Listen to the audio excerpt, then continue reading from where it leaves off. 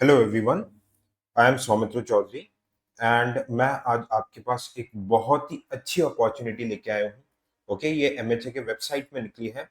Intelligence bureau की job निकली है एसीआईयू 2 एंड सबसे मजे की बात देखो, इस बार वैकेंसीज 3717 वैकेंसीज है।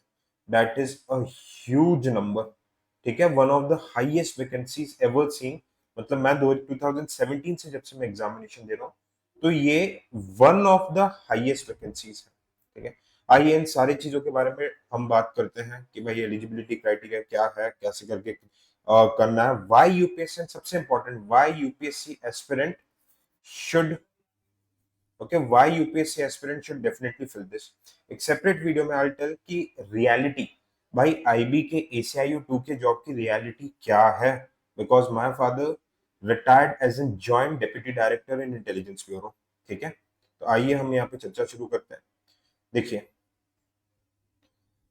Assistant central intelligence officer, salary यार इसकी 80,000 प्लस रहती है। ओके, 80,000 प्लस मतलब यार इसमें स्पेशल सिक्योरिटी अलाउंस मिलता है, तो सैलरी काफी ज्यादा रहती है। टोटल वैकेंसीज देखो 3,717। मतलब यार सरकार क्या बोल रही है, बेटा आओ नौकरी ले लो। नॉन गेजेटेड है, लेवल 7 की जॉब है। ओके, लेवल 7 की जॉब है। स्पेशल सिक्योरिटी अलाउंस बेसिक पे से 20% ज्यादा मिलती है, इसलिए इसमें सैलरी काफी ज्यादा होती है। Even initial salary, enhance salary group एक गेजेटेड ऑफिसर से भी ज्यादा होती है, आईएएस से भी, जो आईएएस ट्रेनी से भी ज्यादा सैलरी होती है। हालांकि फैसिलिटीज वगैरह इतनी नहीं मिलती।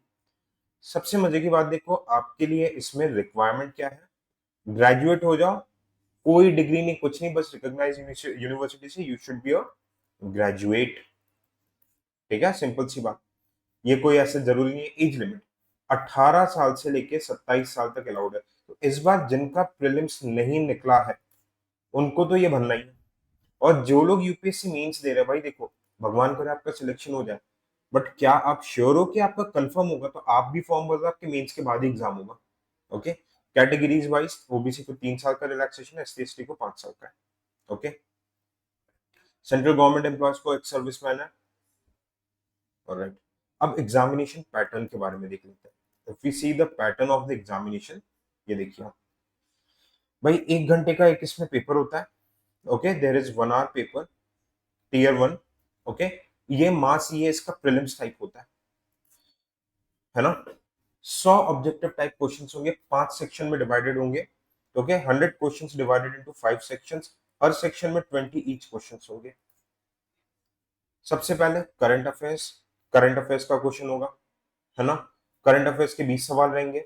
और इसमें यूपीएससी वाले करंट अफेयर्स नहीं आते, जो बेसिक एसएससी वाले करंट अफेयर्स आते हैं, जो आप या तो अरिहंत के बुक से, जिसकी पीडीएफ में, ठीक है, अरिहंत या एसपीडी की पीडीएफ वगैरह जो भी है, जब भी आपका एग्जाम रहेगा मैं अपने सिविल सोल्जर के टेलीग्राम चैनल पर शेयर कर दूंगा। जनरल स्टडीज, जीएस रहता है, maths aptitude and reasoning English. Maths reasoning English ये आपका सी सैट है। जीएस समवॉट यहाँ पे आपका यूपीएससी हेल्प करेगा। करंट अफेयर्स थोड़ी सी अलग करनी रहती है। तो आप इसमें देखो, अगर जिसकी सी सैट ठीक है, जीएस में आपके फर्स्ट स्टेज में बहुत ज्यादा तो नहीं होगी, और ये आपका जीएस वाले पार्ट से कवर होता है जो आप यूपीएससी में पढ़ते हो। मतलब एक तरीके से अगर आप ढंग से यूपीएससी की तैयारी करते हो, बट इसमें क्या रहता है कि आपको टाइम बाउंड मैनर में करना पड़ता है, तो इसमें एप्टीट्यूड रीजनिंग इंग्लिश काफी प्रैक्टिस मांगता है। ठीक है, अब यहाँ पे देखो, इधर अगर आपने अगर फर्स्ट स्टेज क्लियर कर लिया, तो पेपर 2 में आपकी विक्ट्री है।